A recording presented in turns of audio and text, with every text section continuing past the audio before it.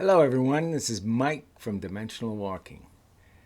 So, probably, several years ago, probably almost 15 years ago, I had talked to a good friend of mine, Norio Hayakawa.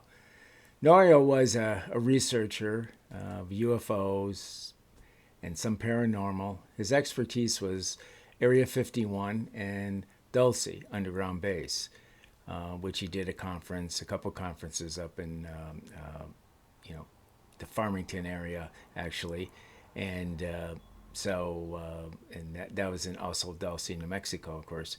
But anyways, it was in the Farmington area, and the reason I bring that up is we're going to talk about something that's called this massive UFO sighting there. So, anyways, I was talking to Norio, and I guess it was after one of our meetings at the UFO Forum in Albuquerque. And he mentioned to me, he said, "Listen, do you know anything about that huge UFO sighting?" And he called it this massive armada, as he called it.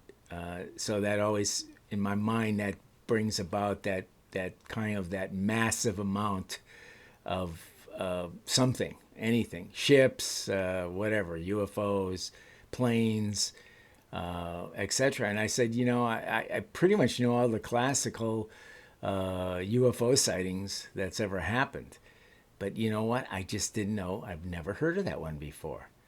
So, anyways, come to find out, probably about 3 weeks later, I had to the UFO forum, I had a guy named David Marler. David was a great guy. He had done a book called A Triangular, I think it was Triangular UFOs, and it was a great book about UFOs that have a triangular shape, and I really enjoyed it. And he came and talked to us about his book, of course, but then he also did mention about this UFO massive sighting. It was actually so massive that in the town of Farmington, they claim in 1950, it was in March of 1950, I'll find the exact date, I think the 17th, if I remember correctly, of March 1950, which actually was the year I was born.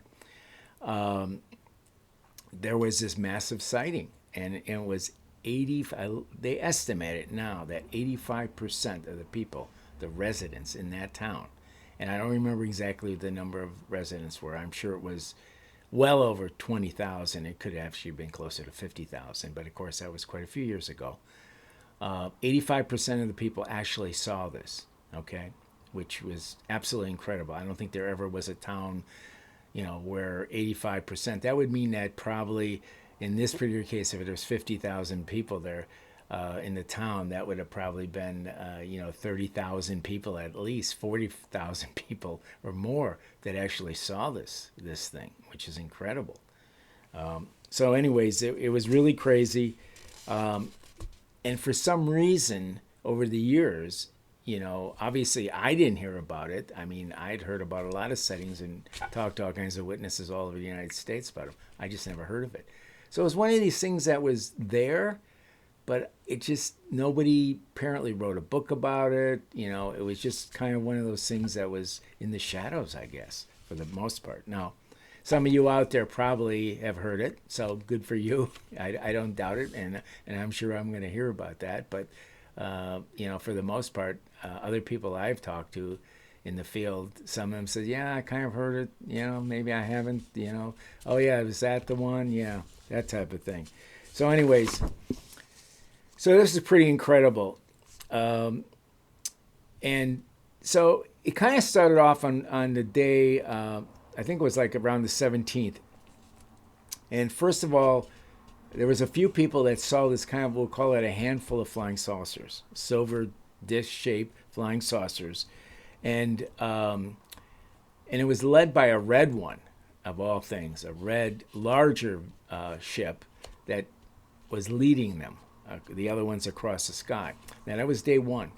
Then on day two, there was hundreds of the silver ones. Absolutely hundreds of them.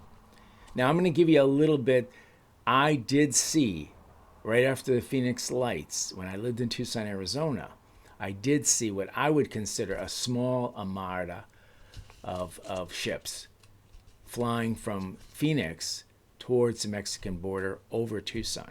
So I've seen some of these before, and it's quite spectacular when you see them. I probably saw, I don't want to say I saw 100. I didn't see 100. I probably saw about 20, maybe 25 of them at the most. I think I tried to count them. It wasn't that easy because they were moving around pretty erratically to give a real good count on it. But I have seen quite a few UFOs together in the sky at one time. So anyways, so one of the things, again, this was kind of a 3-day period. One of the things that was lacking here, of course, there was no photos. Okay, 1950, there was no cell phones, of course. There were cameras, of course, but nobody can seem to find any pictures of it. Although you have plenty, over the years, apparently there was a lot of people that were witness to it, and they were interviewed back. Now, at this point, just about all the witnesses probably were in their 70s or 80s, and some of them have died, of course. So there isn't that many right now around, but there were years back, okay? So anyways, it did make front page news in the local Four Corners area, okay? It definitely did. And I think David said that he did find some archival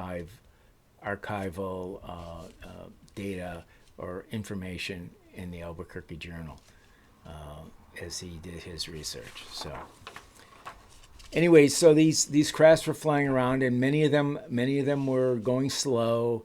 There was some people there that said, oh, they were balloons, but there was other reports that some of them were moving at high speeds, and it was estimated that some of the speeds were close to 1,000 miles an hour.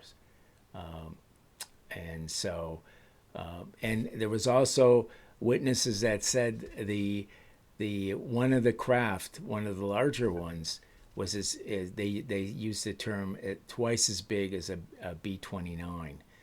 Now I don't know. I believe a B-29 is right around 100 feet long, so it would have been 200 feet. That's a big craft. Yeah. So anyways, that's a very big craft actually. So anyways, a lot of these craft were flying around Farmington seemed to stay in the air on and off for the full 3 days. Okay. Now, at the same time, right after the ones that were in Farmington, there was also sightings, documented sightings of a similar, not maybe as many, but some other craft, small clusters of craft, UFOs, that were over the Las Vegas, New Mexico, Tucumcari, and also Kirkland Air Force Base at the time. And David documented that in his research. Okay? So the Times, Daily Times, which is the Farmington paper, I believe, they had all kinds of, in 1950, they had all kinds of people that were trying to triangulate the sighting to determine the speeds. And like I say, some of the speeds they thought were close to 100 miles an hour at the time, 1,000 miles an hour at the time, which would make them pretty amazing. Now, there was this other guy named Clayton Bodie that he claims to be an eyewitness, and he claims that he actually counted 500 ships that were flying over, these disc-shaped ships. And so, again, there was additional sightings throughout New Mexico at the time and right after that time. So David apparently was able to interview a school teacher from the Farmington area. And apparently there was a bunch of kids that were out on recess during this time. And one of the kids, he actually interviewed one of the kids. It wasn't the school teacher. But the kid remembers that his teacher was completely frightened about the experience. Okay, he remembers her crying, and even though there was no, nobody thought the world was coming to an end or anything else, but she was just completely, and he said he was frightened after he saw her crying about what she had seen in the sky, and they all saw it. All the kids saw it too, but she was really profoundly affected by this. And I guess if you saw 500 UFOs in the sky and you didn't know what they were, and they look like something very strange, I think we'd all be pretty well frightened, especially in 1950s. Now, maybe not so much, but in the 1950s, I'd say, yeah, definitely for sure. So, anyways, that's pretty much the story. I think it was an incredible story because the number of sightings, the number of people that cited it, and again, it was cited later on, like it was moving in a particular direction. Since Farmington is the northwestern part of New Mexico, that would mean it was moving to the southeast. And because it went over Las Vegas and then eventually Tucumcari and then eventually, well, in Kirkland Air Force Base. So, anyways, that's the story. So now you know. Now you definitely know what happened in the Four Corners area, Farmington area in 1950. So what it was exactly, if there were aliens in those ships, which there probably were, we don't really know. But I guess we can really say it was sort of an invasion, even though we don't know that any of the ships landed. But they definitely were moving over New Mexico at the time. So anyways, with that said, we'll see you. Bye-bye.